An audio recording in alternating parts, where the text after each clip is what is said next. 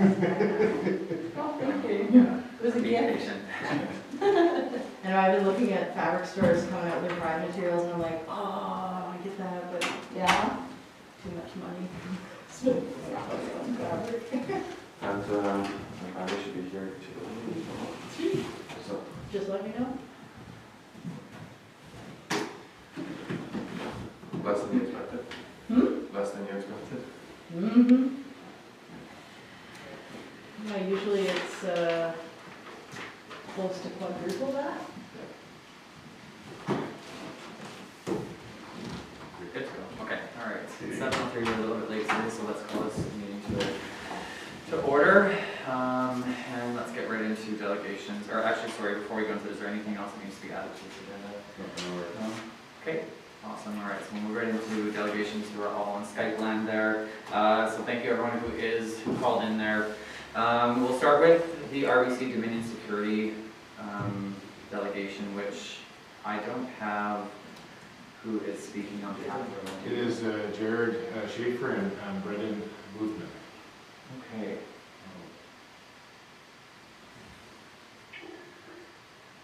So Jared and what was the other name? Good evening. Brendan. Brennan. Good evening, everyone. Can you hear me? Yeah, we can. Thank you for joining us.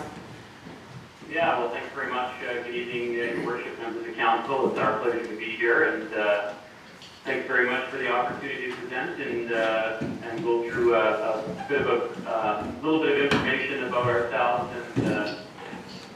and RBC. So I'm just trying to get my screen shared here. I've lost the applications for some reason. While Jared's doing that, I'll just make sure everyone can hear me okay as well. Yeah, you're good as well.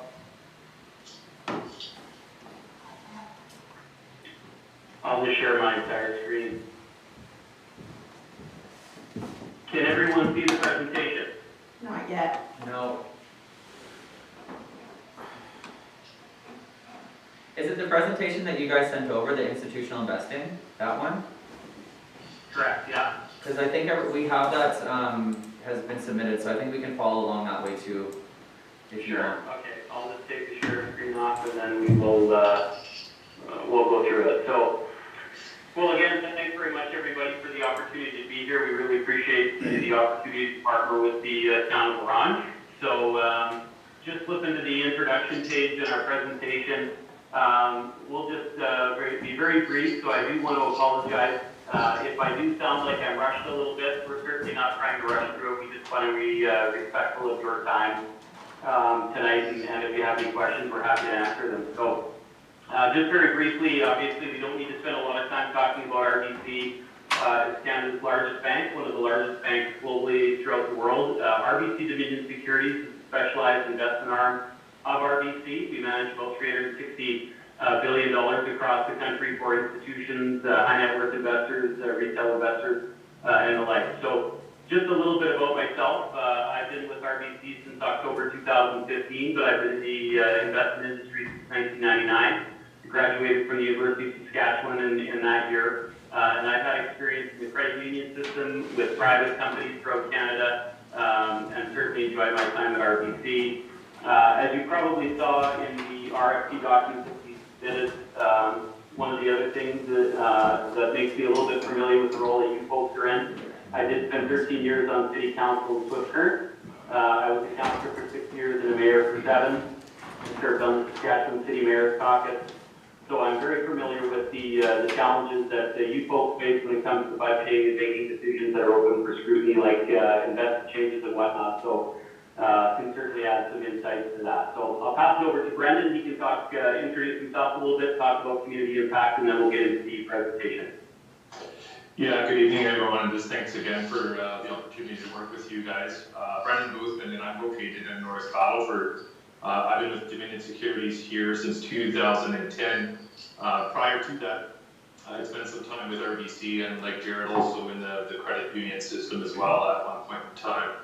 I work with a lot of high-net-worth families and agriculture clients, nonprofit organizations, endowments, and of course municipalities. Just to speak in regards to the community commitment, of course, we don't have boots on the ground, not being there in your community.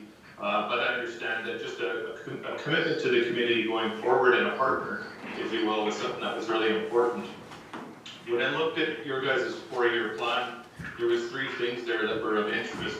If I understand correctly, it was crime prevention, social programming, and infrastructure. And when we talk about infrastructure, I think that creating this investment policy is just a really good way to create some additional revenue. Again, the challenge is with revenues and increasing costs. So other municipalities that have done this before you have definitely benefited from that. So I think it's a good first step for you guys. And I'll just comment too that RBC is a very big organization. So we do have a number of other partners outside of the investment management specialties that, you know, when it comes to looking at those big projects, we may be able to just, you know, get in contact with the right people.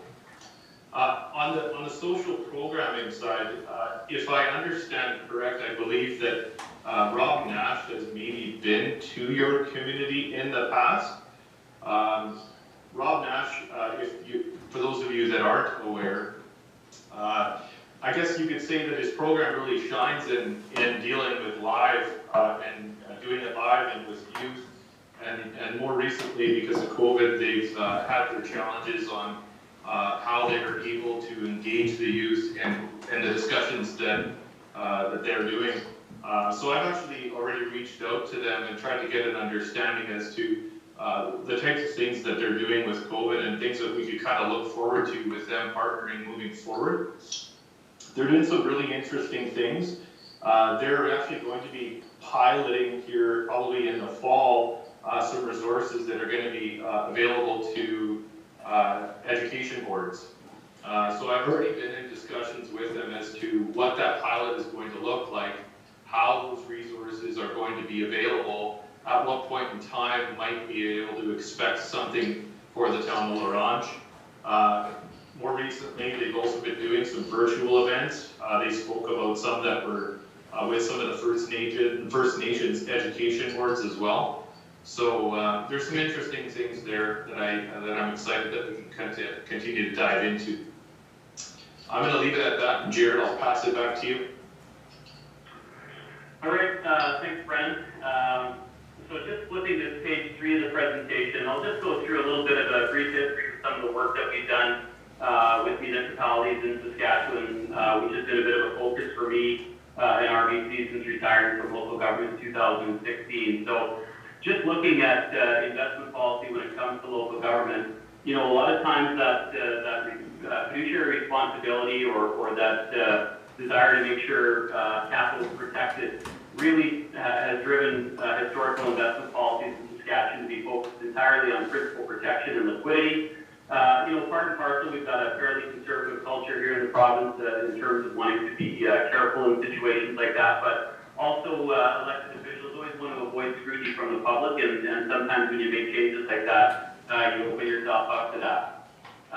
The other thing, obviously, there's always a lack of time or expertise available from executives and administrators to look at different options. You know, sometimes in the investment reserve world, if it isn't broken, you know, why look at fixing it and things like that. And a lot of times, when you begin initial dialogue with fiduciaries about a more robust investment policy, those discussions often are halted just because, you know, we may have personal negative experiences with investments, or we may think that, you know, what we do with our own money can't happen with, you know, a community or a nonprofit or things like that. But the reality of it is that there's all kinds of organizations in Canada and throughout the world, quite frankly, like municipalities, organizations, pension plans, government-run corporations, and whatnot, that have investment capital that are governed in a fiduciary manner by boards or councils and whatnot, and they've updated and certainly have more robust policies. So what we look at doing is following best practices in the industry. We don't want to recreate the wheel or try and come up with something brand new. So obviously the challenge for fiduciaries, and it's been really amplified here coming out of the COVID situation. You know, looking at slide number 4, you can see that obviously everyone is aware since the early 1980s, it's been a long downward trajectory of interest rates to a point where COVID pushed them even lower than they've ever been. And you can see, you know, right now you're looking at 0.81 I just put an example up from a few days ago for a 1 year all the way up to 1.88 for a 5 year. So the reality in today's environment is guaranteed investments aren't keeping up with inflation and therefore eroding your capital. So, you know, the options for fiduciaries and councils in Saskatchewan and across the country are, you know, option number one is always status quo, where you don't have to do anything. And the issue with status quo is there's going to be return challenges on these investments from this ultra low interest rate environment. And the one thing that isn't going to change is the budgetary pressures that communities face.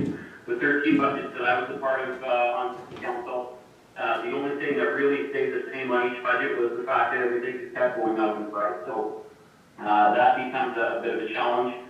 So the other option is to look at updating an investment policy. So just getting into that, looking at it's always really important to differentiate between what we call retail and institutional investing. So looking at page 6, you know, a lot of times in the retail world, which is how individuals manage their own money, we tend to focus on individual products and short-term performance. So we always have defined time horizons, saving for retirement, saving for education, you know, saving for a trip or things like that.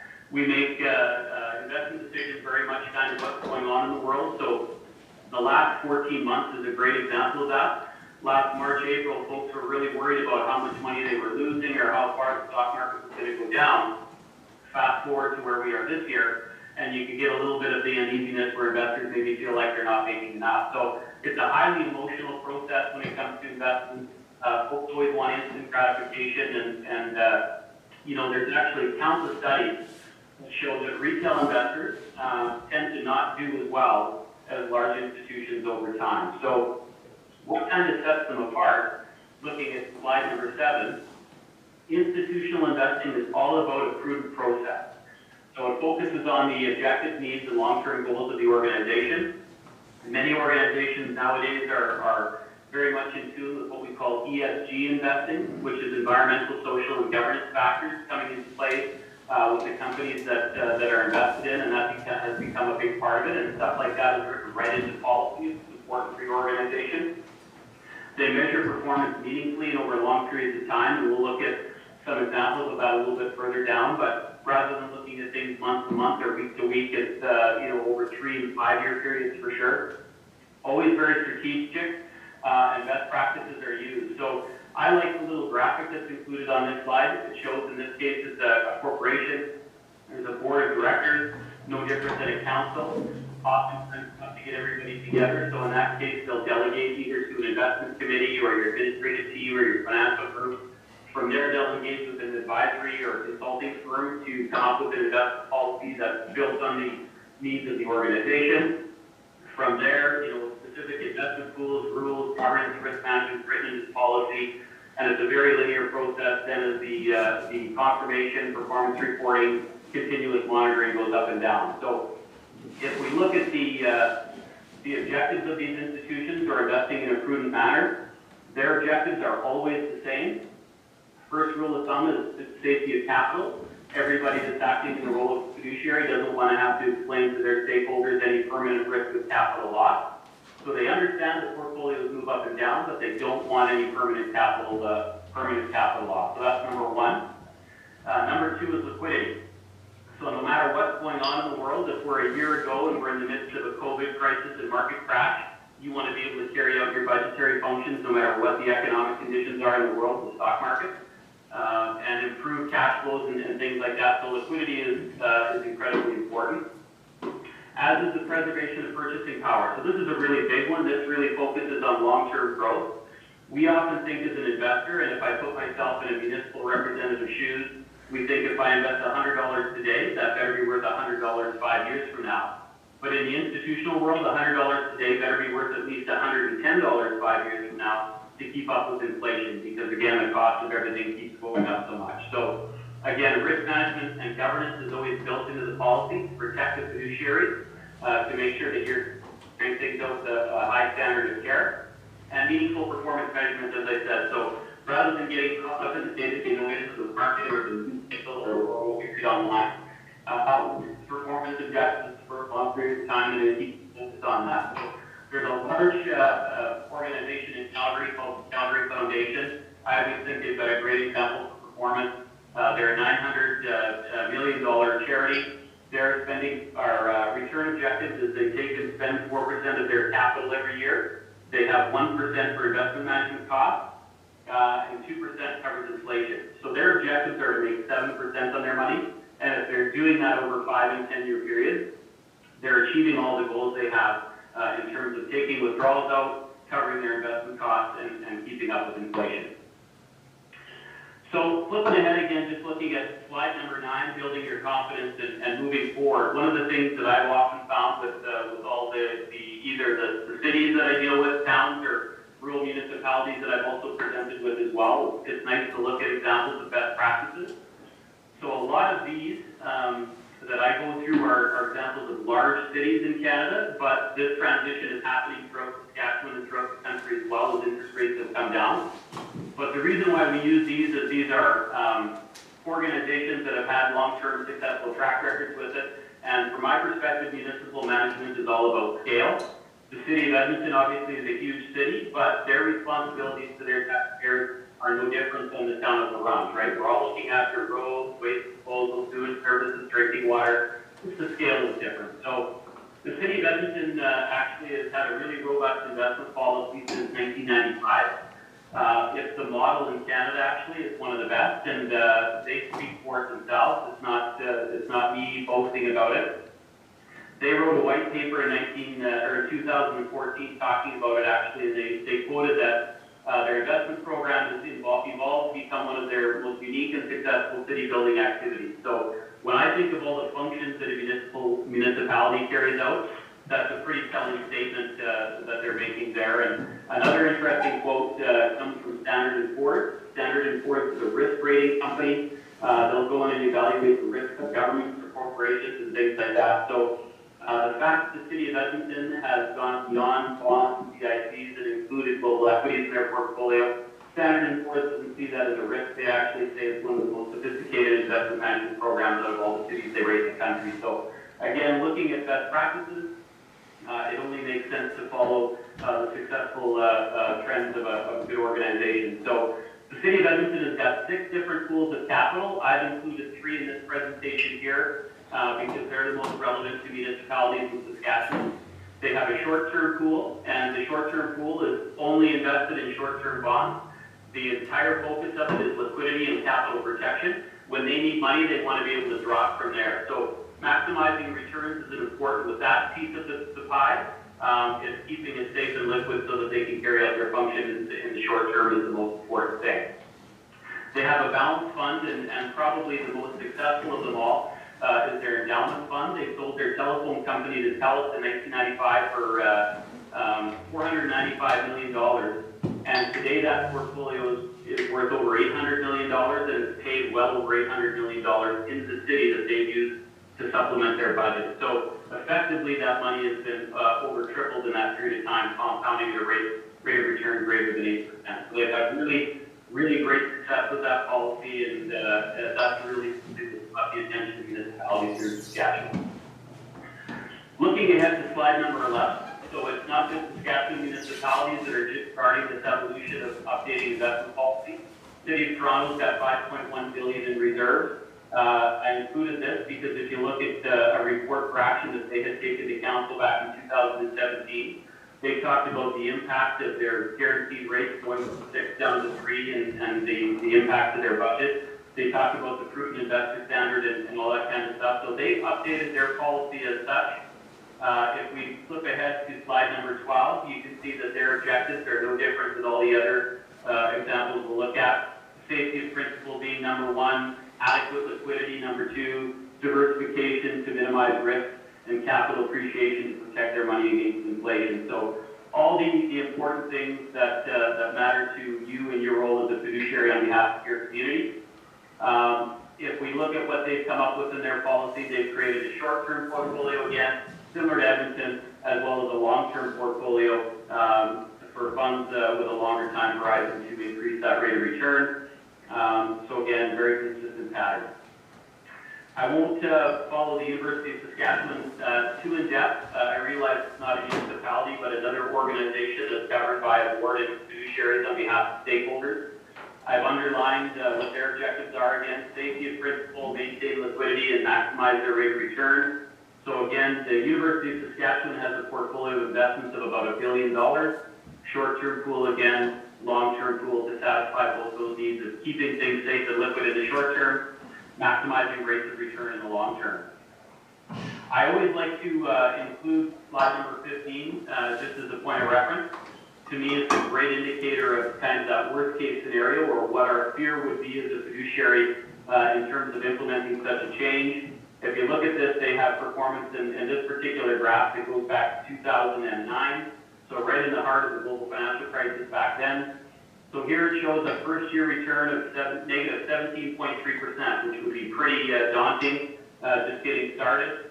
4 years of actually pretty mediocre performance, all told, negative 17, a 1.3 in 2012, negative 3.4 in 2016, and a 3.2 in 2018. But over that period of time, the annualized rate of return of the portfolio has been 5.7. So despite the volatility, a much better rate of return for their stakeholders than they would have had they just been in a fixed income portfolio. So getting close to the end, just kind of looking at slide number 16, what is in common with all of these organizations looking at best practices? Mercer is a company that monitors institutional investors across Canada. They looked at 38 different endowments, foundations, things like that, ranging from 5 to 1.4 million. You can see the consistencies are they all have about 30 to 40% in fixed income or bonds, with the remainder in global equities. And in all cases, in all of these examples, and I've given a few tonight, but I have literally dozens of them that I research and follow all the time.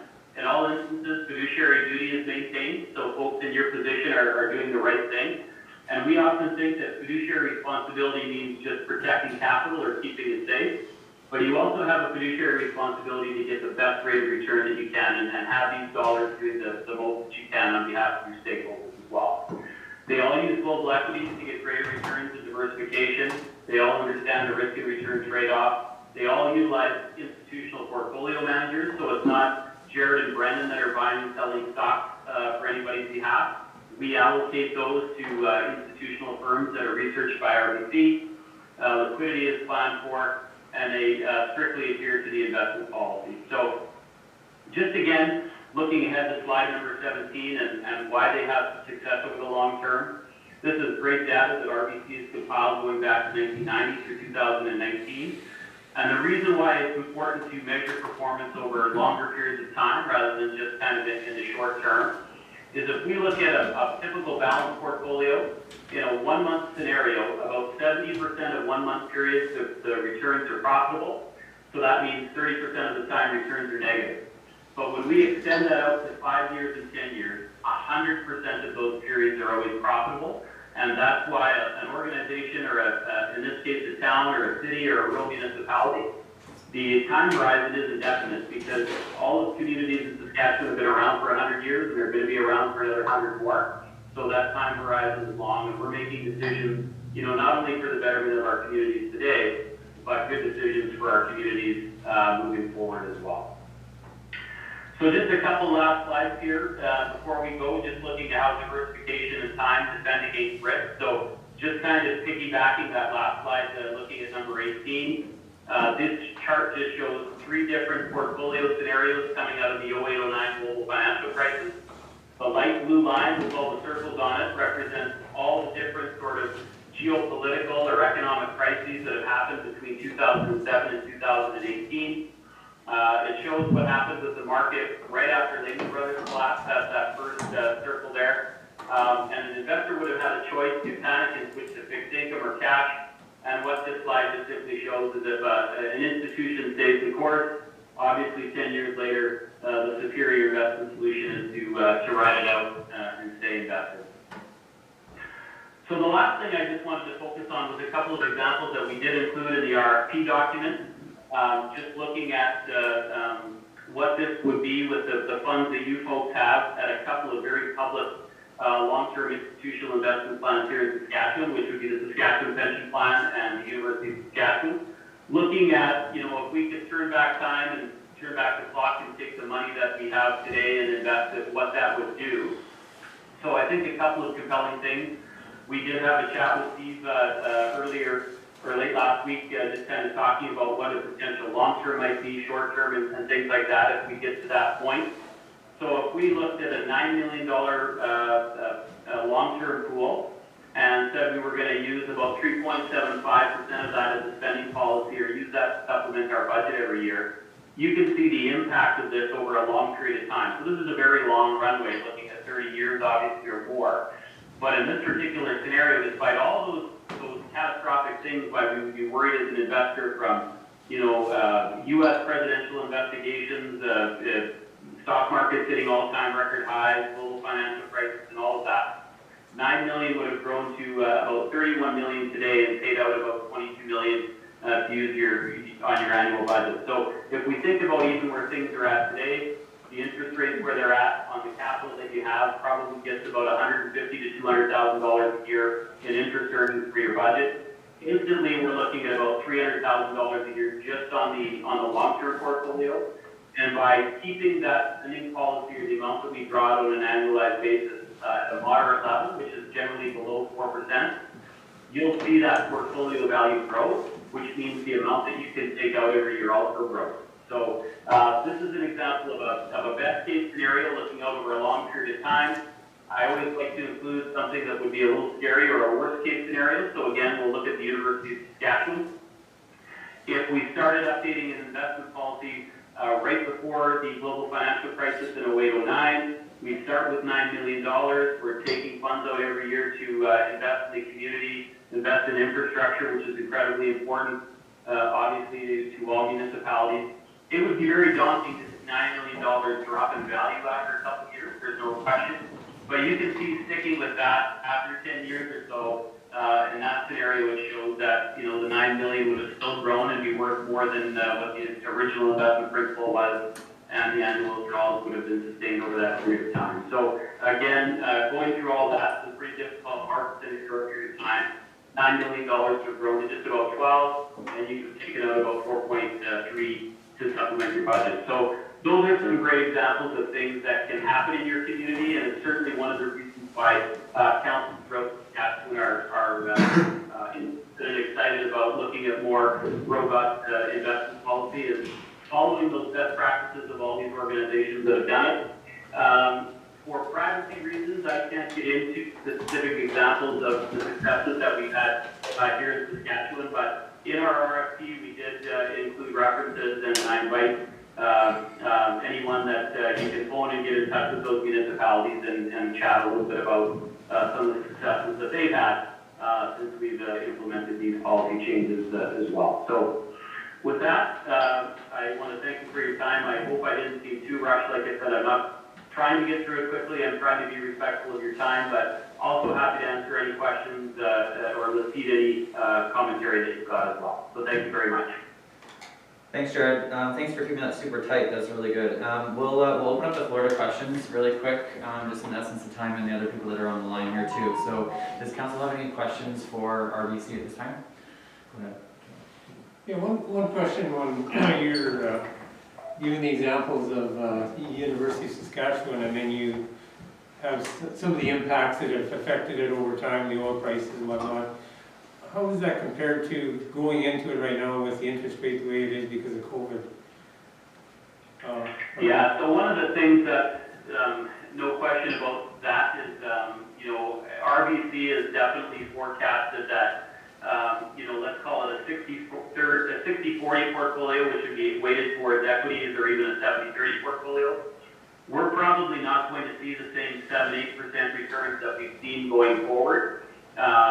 But they're still forecasting returns in that 5 to 6% range. So the reality of it is any balanced portfolio is just going to have a bit of an anchor because interest rates are so low. So whether your fixed income allocation is bonds or GICs, there's a portion of it that's there for diversification and risk management, but it's really going to be a drag on performance. So overall, there's no concerns about, are we headed for a crash or recession? In fact, quite optimistic about the global economy and the legs that global stock markets have going forward.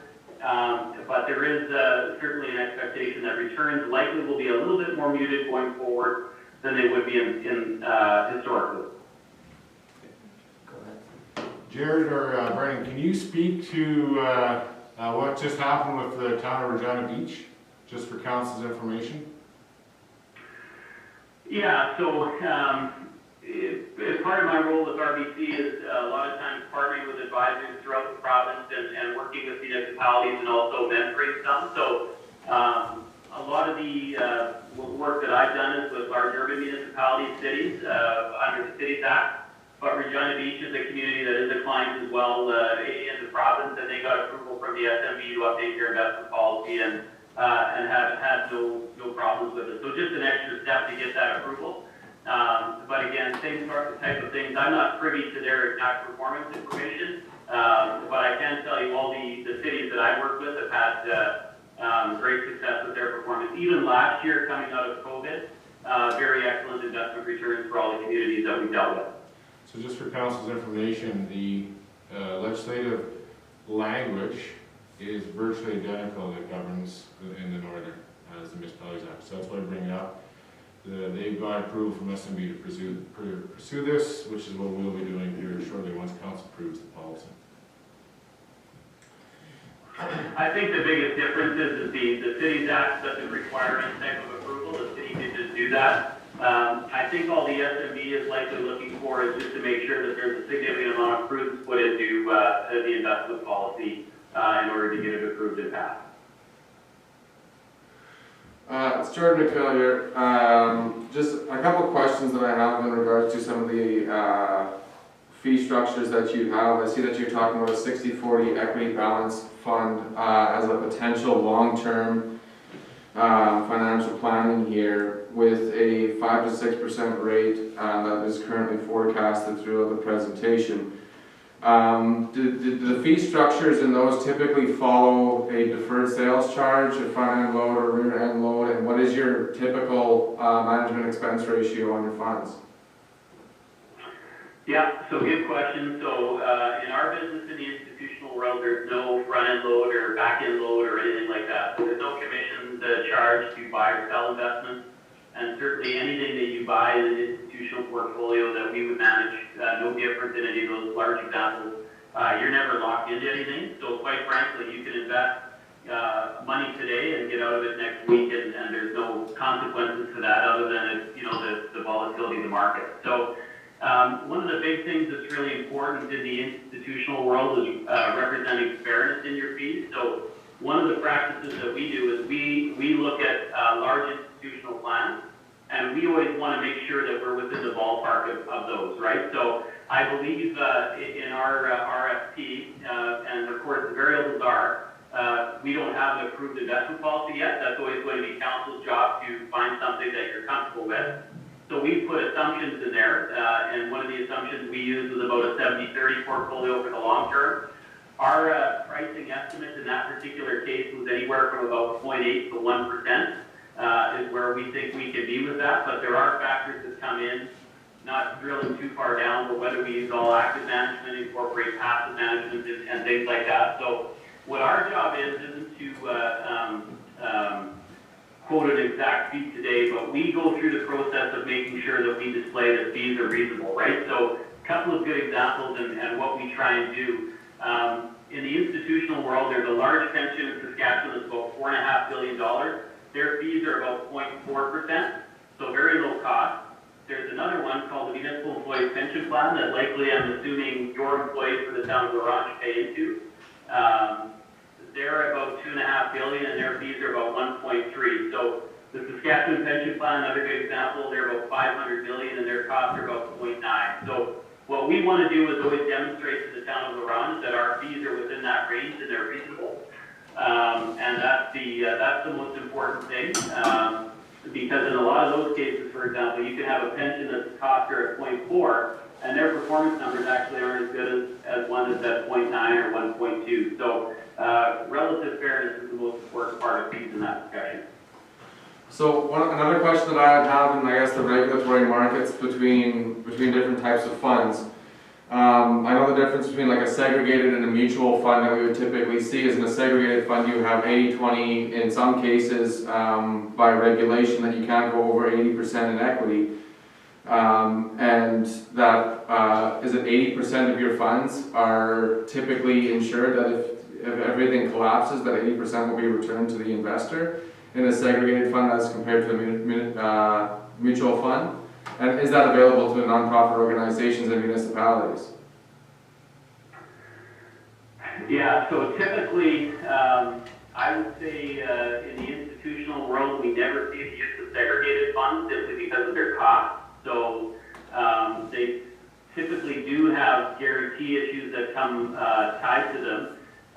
We tend to not use them, as I said, because of cost, but they also have duration constraints, so they become a bit problematic for a community that also values liquidity, which means access to capital from it every year. So what we found and what the institutional world generally finds is you don't need to pay those extra costs for that peace of mind. There's no better example than coming through the 08-09 crisis or even the COVID crisis that we just went through. Where you get your protection from is making sure that you use professional institutional money managers. So again, that's why it is Jared and Brendan aren't the ones buying and selling stocks or over-concentrating you in specific sectors. We diversify across all asset classes, make sure we use high-quality money managers, and they diversify away that risk of permanent capital loss. So quite frankly, the only way that the town would be subject to permanent capital loss would be literally the entire economy or all the values of the company in the world went to zero, which is when it happens. So in a case like this, it's from a fee or a cost trade-off, you're certainly better to have lower costs and diversify away your risk than pay more and try and have that as a peace of mind. And if I could just add to that, the segregated fund is really just a retail product. It has a lot of estate planning benefits, which is not applicable in the case of institutions. So I think the question was with regards to mutual funds and segregated funds. And really what we could take for a retail client is a mutual fund and put an insurance wrapper on it, which is the segregated fund, but that, like Jared said, comes at an increased cost. So in this case, it really isn't applicable, I don't think.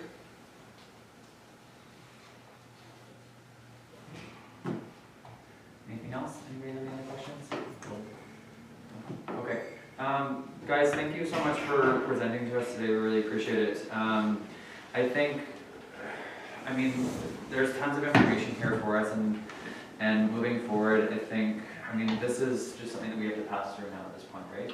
Yeah, we'll be coming back with a policy for discussion with council. It's the next step. Okay. So likely next coming in June, we'll come back with a policy for discussion. This is just meant as an FYI. Introduce the gentleman here to council, get some food for thought, and then come back at the beginning of June for some serious discussion on the policy. Okay, excellent.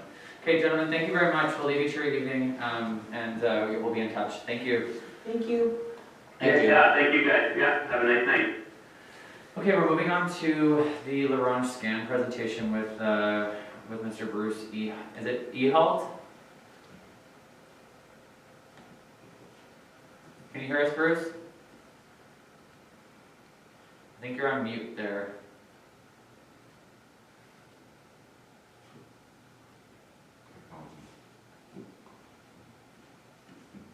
We still can't hear you there. I think you're still muted. There we go. Can hear you now. Just can't see you. We can see your remote well. Might need to flip the camera around again. About a year, Doc, here. Yeah. I was there. Look, turn the camera on, turn the camera off. That's gonna work this time. There we go. There we go. Perfect. Thanks for joining us, Bruce. Really appreciate you being here tonight. We'll leave you to the floor. Okay. I'm gonna just get this. There we go. This time for sure. Okay. We're good? Everybody can hear me? Yep. Well, you know what, I was so excited about presenting to you the town of Larange that I actually ended up trying to join this right? And I realized that I had the date wrong, so anyway, let's get right into it. What is SCAN? How can we help you? What can SCAN do for your community, with your people and for your people? So I'm just going to begin at the beginning. SCAN started in 2005. It is civil legislation. It is not. It is designed to deal with the properties that are being used for illegal activities. So we do not target people, which is one of the highlights of this particular program. We don't go after the individuals. We go after the properties that are being used for illegal activity. It may sound funny that the people that are involved in that criminal activity or illegal activity live on those properties, but our job, our mandate is to return that property back to its peaceful right place in the community, and that's to raise their families and their children in a safe and secure environment. So who is SCAN? I began working with SCAN in 2008. I spent 28 and a half years with the Saskatoon Police Service. I went through investigative route to the point where I was asked to take over as the deputy director for the North, and I did that in 2016. In saying that, I have a group of very experienced investigators, all of whom come from RCMP background or city police background. And so we bring a host of over 150 years of policing experience to your community to deal with the following. What do we deal with? So first off, SCAN is confidential. So someone with a call SCAN, I want you to know that your name will appear in our file, but your name will be vetted when it leaves our office. That simply means that we understand legislation and are not allowed to even mention your name as the complainant to the RCMP or to the city police investigative units that we work very closely with. Most of the time they would probably be aware of it. They may have even encouraged you to call our unit, and in doing so, that you remain anonymous and you do not get called into court, and we don't come and get statements from you, but we do continue to work with you. So you are in touch with the investigators all the way through the file. And we rely on your information. SCAN unit has 6 members in Saskatoon and 3 in Prince Albert. And we are on the road from the Yellowhead border to border to Points North. We have a very large territory that we cover, and all of it is by driving. And so we rely on the eyes and ears in the community, as policing always has relied on the people that live there. So we take your information and we will work with you to ensure that this is a good resolution. SCAN did some pretty amazing changes to its legislation. It's in process right now, and one of those is we now we're able to go and do mediation and intervention on some places where people will allow us to come in and actually sit down with his drug dealer, for instance. We can sit down with them and make some sense of it all. If he is affecting the family life in your community, or one family in particular, we have the ability now to walk in and deal with him at that level. So, our goal is to save the community. Our goal is to ensure that safety remains in the community. The only way we're going to be able to do that is if we reach into the lives of people that live in your community and actually help them. Try and provide counseling to the point where we can get them involved with other agencies such as social services and addictions counseling and so on. Excuse me. So, the legislation, we are complaints driven. We don't go out and search your community to see who's doing something wrong. We rely on you calling us. We have a toll-free number that is on our brochure. I'm not sure, I believe you have the brochure with you. 1-855-933-6411. We'll get you in touch with our main office in Saskatchewan. You as many questions as we can think of asking you to try and get a clear picture of what's happening. Let's use the house next door. So what we do with that then is we make a determination on who gets assigned the file. One of the investigators will be assigned that file, and whoever calls in, if you're the person that called into our office, we'll give you that investigator's name and phone number that you can be in constant contact with him. You can let them know, for instance, when the shipment might have showed up, or when the gang colors might have started flying around your house or around the neighbor's house. Those are key information that we deal with, and that we rely on your eyes and ears first to get us started in our investigation. We work with the police, we work with the drug units, we work with the guns and gang unit, and as a result, we have a great deal of success in bringing it to a good resolution.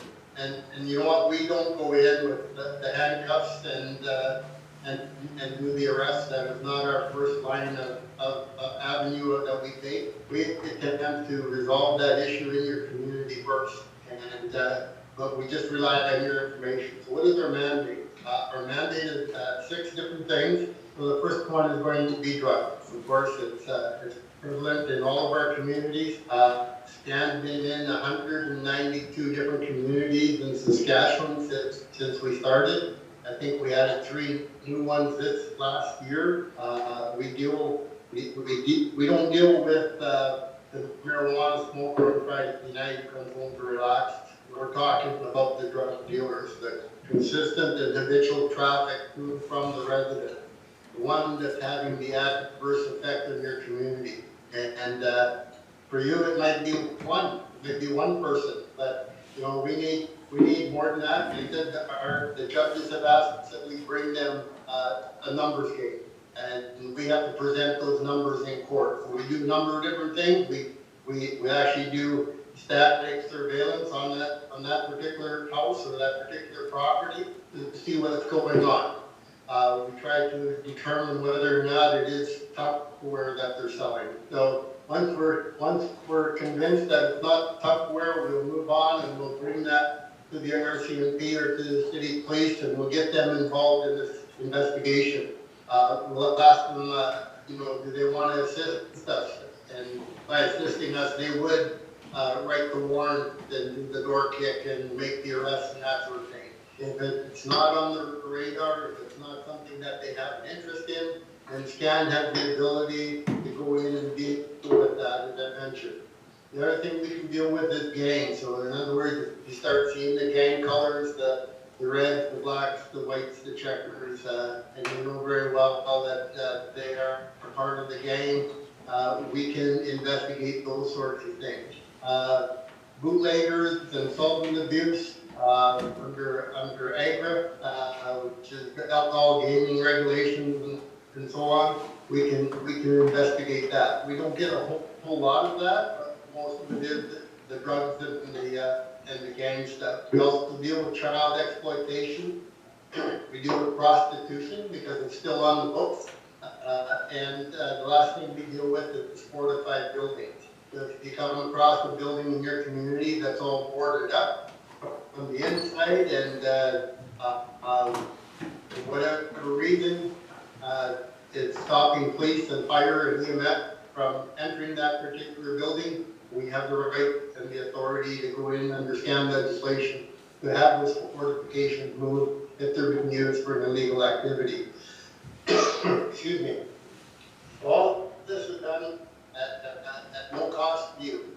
It doesn't cost you anything. It's simply a call our toll-free number, and because you can remain anonymous, there is no coming back and trying to identify who made the phone call.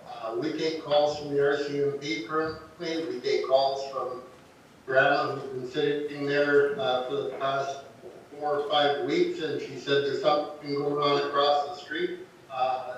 We'll take her call, and we'll look into it because grounds aren't wrong too often, and it you just need somebody to believe in. So if you have problematic houses in your community that fall under our mandate, Scan can come in and give you a hand with that. Now, as I mentioned, the manpower is always the downfall of our unit, and last year we were over 600 and some files that we investigated, so we're on the road lots. But we have had investigators up in La Ronge, and I've actually been up in La Ronge 2 times, so we're not, La Ronge is not new territory for us, even though some of you may not know about who we are. We have met with the RCMP, we deal with them quite a bit actually, and we've dropped off brochures and made sure that they're aware of it, of how we can help them with the policing in the area of La Ronge or in the surrounding community. One of the things you need to know is Scan does not work on reserve land, we work only in provincial land. So, so if there's any question about that, hopefully I've just answered it. How do we deal with these properties? So under a Scan mandate, we have a number of different things that we can do. We can ask for more information. We can check out the information that's given. We can issue a warning letter to the owner of the property and to the occupants. So we always deal with the owner first. We get permission. We act on behalf of the owner most times, and we secure their signature on their documents, and then we come up and serve the renter of his or her property. And if they continue on, then we'll move to what is known as the demand to vacate or DTV. And that demand usually requires them to move out of that property within anywhere from 5 days to 2 weeks, and they have to be completely out. If that demand is issued and they do not challenge that demand at the office of the rentalsman, then we can go back with the sheriff's department and have people actually physically removed from the properties. So that's on rental property. So how do we deal with owned property? So let's say it is the owner that is the problem in your community. We still use the same investigative techniques, and we will go to a Queen Finch Court and we'll ask for a community safety order. And that community safety order then is issued based on the evidence that we provide for the judge, and based on his yes or no, we'll move forward with that community safety order or go out and gather more evidence. If that community safety order is successful, if our application is successful, we can close down that property for up to 90 days. That means the owner has to move out of his own property, we'll order it up, and we'll find a security company that will check on that property for a period of 90 days. All the costs then associated with that can be charged back to the owner of the property, send them a message that this is not going to be tolerated in our community any longer.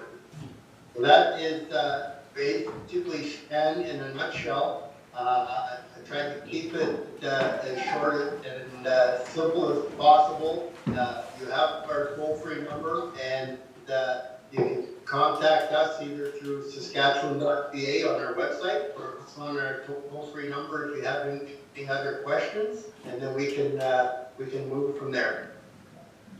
Okay, thank you, Bruce. Any questions? Yeah, I think we'll open the floor first, and if there's any questions. I just have a quick question. What is your response time from the moment you receive a complaint? Like, is it days, is it weeks? Okay, no, very good question. Right now, we're running about 3 weeks. It may be even 4, but usually it's around 3-week time period. But that being said, you will hear from the investigator well before that, probably within a couple of days, that he has your file and he will let you know what his individual caseload is. But we will start working with you right away and gather that information. It's just that we may not physically be in your community for that 3 to 4 week period. Okay, thank you. Anybody else? Bruce, I have a question for you. We initially tried to get some information from our local RCMP detachment on Scan, and to no avail, actually, which is, I think, why we had to reach out back to you to get this brochure. So what is the relationship currently with our local detachment? And has there been any recent relationship building, or even just sort of an update on what you guys offer? Because I think that this program in itself is something that can definitely benefit our community potentially. And I think that involves the stakeholders, you know, primarily our RCMP, who are the ones who are boots on the ground here. So just to reiterate my question again, I guess, is what is your relationship with our RCMP up here?